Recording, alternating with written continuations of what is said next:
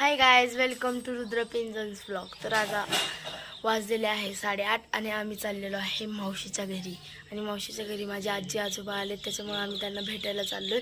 आणि ते गाव आहे धामणे, आम्ही तिकडे चाललेलो आहे. तर चला आपण जाताना प्रवासाचा बघूया. आता आम्ही पोहोचलेलो आहे मावशीच्या घरी आणि आता आम्ही जेवलो आहे.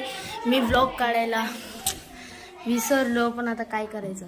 आणि माझी मावशी भजन शिकते. माझी मावशी आता पोरांना भजन शिकवणार आहे. त्यांच्या शाळेत